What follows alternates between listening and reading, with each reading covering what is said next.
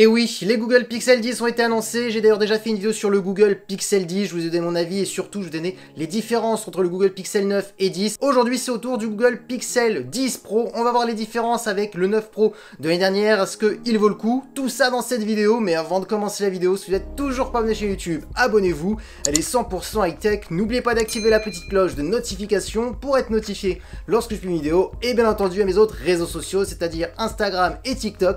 Et si vous souhaitez faire des bons plans sur des smartphones, écouteurs, casques, plein de produits high-tech, n'hésitez pas à aller voir mon site internet lorenzo-tech.fr qui est tout simplement en description, et si ce smartphone vous intéresse, il sera aussi sur mon site internet en bas dans la description. Alors commençons par le design et je vous pose la même question que pour le Google Pixel 10, est-ce que vous trouvez que Google a bien fait d'avoir gardé le même design que l'année dernière? Parce que oui, si vous voyez bien, on n'a pratiquement presque aucun changement cette année à part des nouvelles couleurs que propose Google. Maintenant personnellement, comme j'ai dit dans ma précédente vidéo sur le Google Pixel 10, je l'ai trouvé déjà très joli, donc moi personnellement j'aurais pas changé le design et je trouve qu'ils ont bien fait, donc répondez-moi ça en commentaire. On attaque maintenant tout de suite les caractéristiques de la face avant. On a une diagonale de 6,3 pouces avec une bonne résolution de 1,5K, technologie d'écran OLED accompagnée par un taux de rafraîchissement de 120 Hz. Là on est sur une vraie dalle LTPO, contrairement au Google Pixel 10 classique où on était sur du 60 Hz et 120 Hz. Là on peut vraiment descendre jusqu'à 1 Hz et monter jusqu'à 120 Hz, donc là il y a aussi une différence, c'est normal, on est sur une version pro. Ensuite l'amélioration qu'on a cette année sur le Google Pixel 10 Pro concernant au 9 Pro de l'année dernière, c'est la luminosité qui est légèrement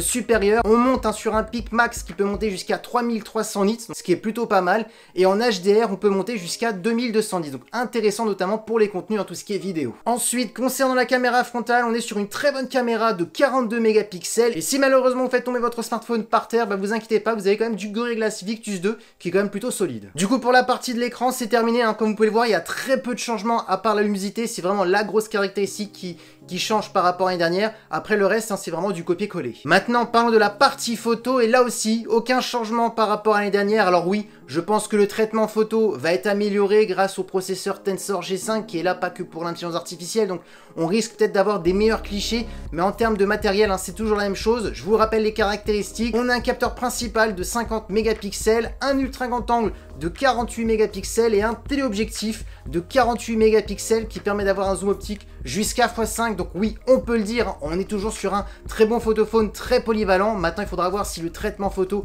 a été légèrement amélioré ou pas, parce que oui, des fois on n'a pas besoin de changer de capteur avec du logiciel, on peut améliorer tout ça. Et au niveau de la vidéo, vous aurez le choix entre de la 4K ou de la 8K, et surtout de la 8K en 24 images par seconde ou 30 images par seconde, ce sera à vous de choisir. Maintenant parlons de performance, c'est souvent pas le point fort de Google, mais Google le dit souvent, eux ils préfèrent vraiment se concentrer sur tout ce qui est intelligence artificielle pour que la puce gère bien tout ça, le traitement photo et un peu moins les perfs brutes.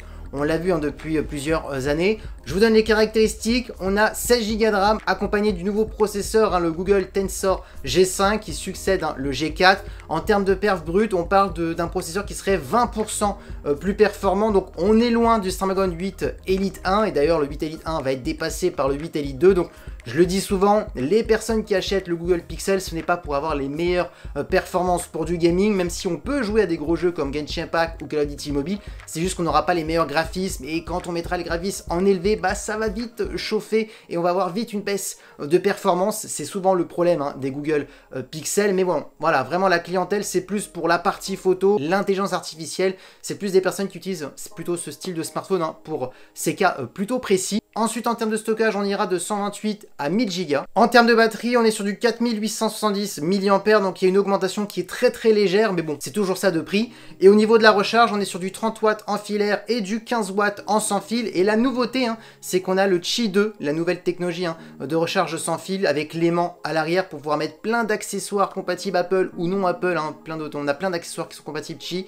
Et surtout aussi, c'est d'avoir une meilleure recharge sans fil qui sera bien centrée sur le smartphone, et donc du coup, avec beaucoup moins de pertes, donc ça c'est vraiment l'avantage du Qi 2, et aussi bien entendu Google a expliqué qu'on pouvait gagner 55% de batterie en simplement 30 minutes. Et pour terminer en termes de connectivité, de la Wi-Fi 7 et du Bluetooth 6. Le tarif de ce Google Pixel 10 Pro, 1099 €, disponible dans toutes les boutiques à partir du 28 août.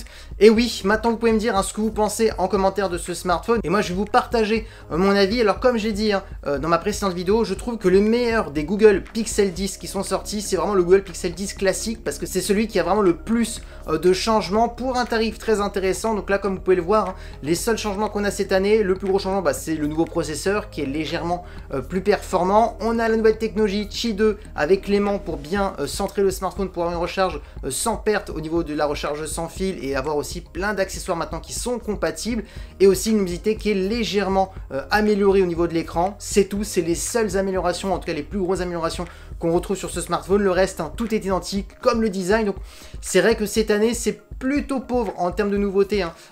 Matériel, c'est plus logiciel en termes d'intelligence artificielle. Je le rappelle, toujours 7 ans de mise à jour et on a Android 16 directement à bord de ce smartphone dès que vous allez l'acheter, donc ça c'est quand même aussi le côté positif. Après, chaque année c'est compliqué hein, de mettre des nouveautés, on atteint un plafond technologique, mais c'est vrai que cette année le Google Pixel 10 classique, c'est vraiment celui qui a eu le plus de nouveautés pour un tarif en plus qui n'a pas augmenté comme celui-ci bien entendu, hein, il faut le répéter.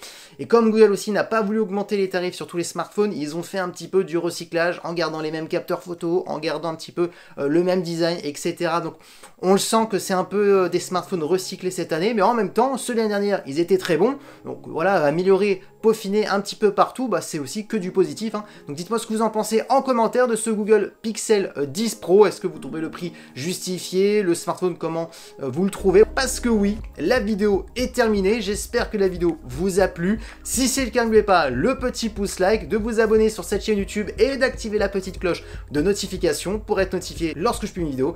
Et bien entendu, hein, si vous voulez faire des bons plans sur smartphone et plein d'autres produits high-tech, et si vous voulez retrouver ce smartphone pour l'acheter, n'hésitez pas à aller sur mon site internet lorenzo-tech.fr qui est juste en bas dans la description. Et sur ce, je vous dis à très bientôt. Ciao!